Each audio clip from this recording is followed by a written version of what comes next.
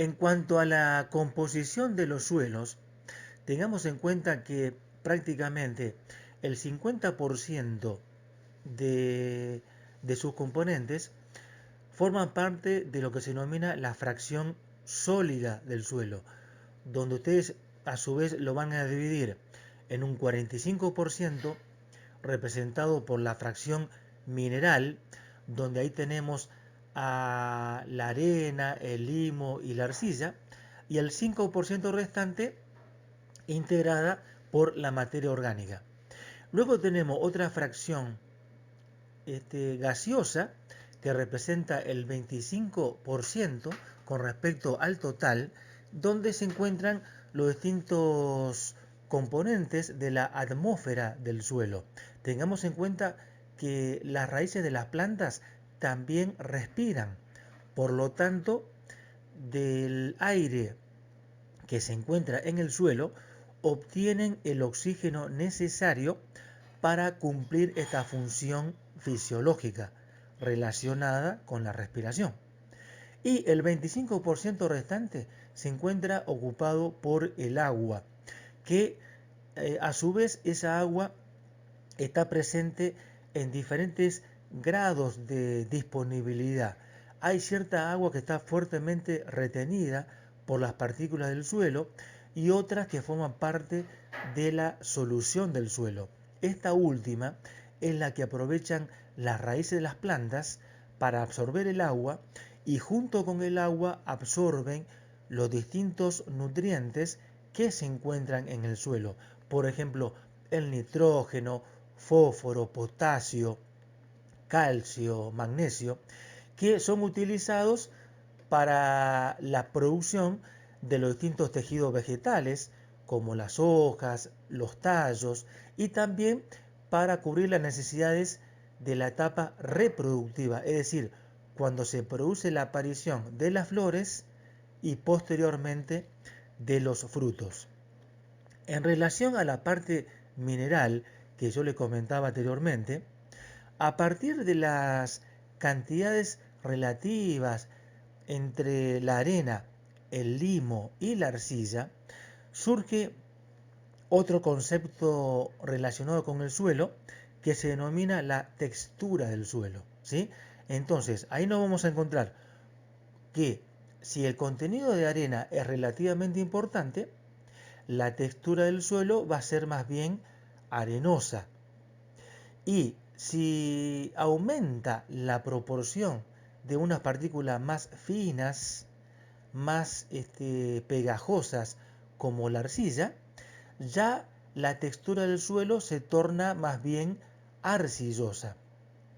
Y este hecho es fundamental porque en la medida que nuestros suelos tengan, por ejemplo, partículas relativamente grandes como las de arena, va a influenciar sobre otras propiedades del suelo. Ustedes saben perfectamente que una tierra rica en arena va a permitir que el agua infiltre con más facilidad que si tengo una tierra más pesada, arcillosa, donde se encharca con mucha más facilidad. Esa puede ser una ventaja para los suelos arenosos, pero como desventaja es que a su vez retienen menos el agua. Por lo tanto, ante un periodo de sequía, las plantas van a entrar a un estrés hídrico primero en un suelo arenoso y posteriormente en un suelo arcilloso, porque estos últimos tienen la capacidad de retener más cantidad de agua, por lo tanto están más preparados para sortear periodos de sequía que puedan padecer en una determinada época del año. Y otra cosa interesante es que la cantidad de materias inorgánicas y también del contenido de materia orgánica va a definir los distintos tipos de estructuras que tiene el suelo, que no es nada más ni nada menos que la forma en que se unen las partículas entre sí. Para que ustedes me entiendan, un suelo donde predomina la arena y a su vez tiene poco contenido de materia orgánica, es muy difícil que forme un agregado, un terrón, una estructura del suelo, ¿sí? Se denomina más bien una estructura maciza porque directamente no se forman agregados en el suelo. Ahora bien, en la medida que aumente el contenido de arcilla y sobre todo de materia orgánica, las distintas partículas que forman parte del suelo se van a unir porque tienen cierta fuerza de cohesión, de unión entre sí, formando los famosos terroncitos. Y eso es en realidad conveniente, tener un suelo estructurado, un suelo con agregados, un suelo que tenga agregados grumosos, ¿sí? Entonces de esa manera el agua va a circular con mucha facilidad, va a ser retenida en un alto porcentaje para luego suministrarlo a las plantas cultivadas, va a ser más rico en los distintos nutrientes, minerales, que son fundamentales para el crecimiento y desarrollo de los suelos. Así que, en definitiva, acá estamos repasando en términos generales cuál es la composición química y física y biológica de los suelos, que son fundamentales para luego implementar algún tipo de práctica agronómica con el objetivo de mejorar estas propiedades.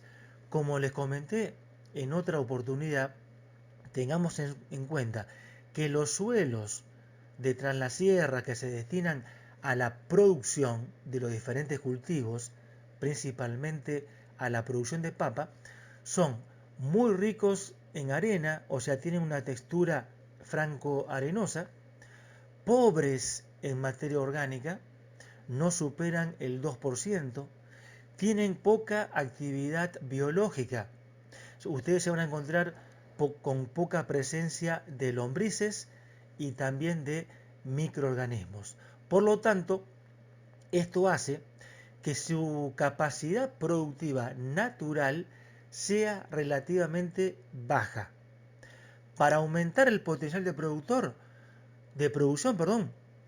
los agricultores le agregan agua y fertilizantes químicos para lograr buenas cosechas. Lo que propone la agroecología es mejorar el aprovechamiento del agua de riego, que en la sierra es un recurso escaso, y aumentar la fertilidad utilizando fertilizantes orgánicos.